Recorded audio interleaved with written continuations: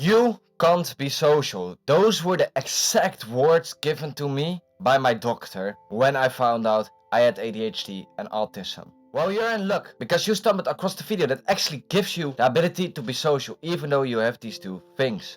I will explain in this video in 3 simple steps how to be more social even though you have ADHD and how to get into that social flow state that a lot of people talk about nowadays. I do not want to waste your time, so I'm gonna get right into it. So I remember a long time ago when I was at the workplace, I was trying to socialize so hard that I tried faking it, tried saying things that I didn't even like saying, oh yeah, I like Star Trek too, when I in reality don't like Star Trek. I would talk to my coworkers about things I didn't like and they really hate it. Like the real me, they hate it. The fake me, they kinda liked, you know, but I was never really in the group. That was because I was trying to be someone else, trying to be something that I'm not, someone that I'm not. Due to my ADHD, I thought I couldn't socialize. This was a very bad self-belief I had, and that bad self-belief caused me to actually become less social. So the first sub-step before I get into the real steps is you need to believe you can actually socialize, because if you believe you can't socialize, you can't get into it, you will not be able to socialize. What you need to do is believe in yourself, believe in the ability that you can learn how to socialize, and that way you can actually start socializing. I know that from my coworkers right now. Like, I still have a job I go to, I commute to, I talk to people there, I can socialize with people, and they actually like me for who I am, for who is me. That's very nice English. I will keep that in the video because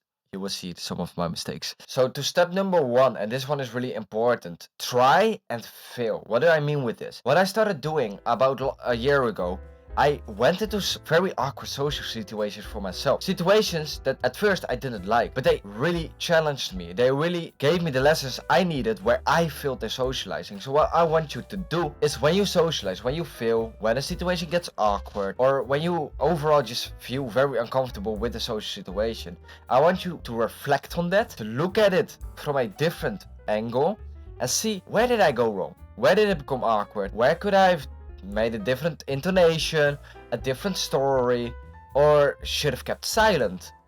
And see what works for you. That way you learn a lot about yourself, about your own social mistakes, and learn that awkwardness and silence isn't necessarily a bad thing in a social situation, as long as you learn from it and see how you can reflect on that and go past that and go towards a different topic, for example. So try and fail, go out there, actually do the things, because if you don't and you don't go out there, you won't be able to learn anything and you won't get better at socializing. So actually go for the awkward situations and go out there. The second step, read How to Win Friends and Influence People. I'm gonna skip over this one real quick, but this book is my Bible towards socializing. If I have one thing to say about this book, it's basic premises of socializing and make it your own. So learn from the book, use it in real life, learn what works for you, what doesn't work for you, learn how you can make it your own, and you already be a 5 times better socializer. And for a lot of people, that's enough to become social and get good quality friends, relationships, networks. Step number 3, practice in front of a camera. Like, you do not have to have a YouTube channel like I do. Practice in front of the camera. Record yourself reading something, your own script, a book, anything. Learn how you use certain words. Learn how you listen to the way that you pronounce your words, listen to the way that you use intonations, and listen to the way where you start using words as us, and see if you can get over that. Learn where you breathe, how you keep the silence, learn how you socialize. Because of this, you learn the ways that you talk, the way that you use charisma. Also, one of the biggest things about this, you will learn a lot about yourself. If you love yourself, if you love your own voice. Because if you cringe at your own voice, at listening to yourself, that means you hate something about yourself. That means you need to do some inner work before you go out there and socialize. Because if you don't, you will always hate the part of you that talks, which means you're never gonna get good at socializing. What you need to do is be able to embrace yourself, embrace your own voice, embrace who you are. And that's by letting go of bad things from the past, usually. Alright? One of the other tips I have is learn how to deal with bad social environments.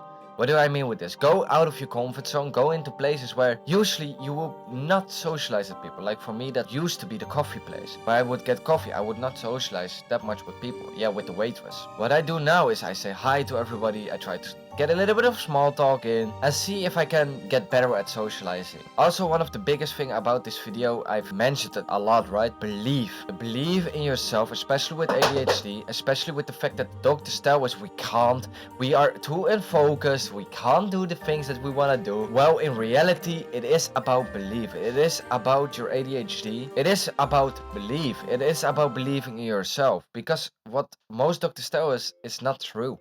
We can learn how to socialize. We can learn the things that we need to learn for it. We can get focused on a conversation. We can learn to focus on the social setting. We can get into a social flow state, even though we have ADHD. Most doctors tell us we can't, and that's why we have this false self-belief. You need to search within yourself where this false belief comes from, that you can't socialize with ADHD, because you can.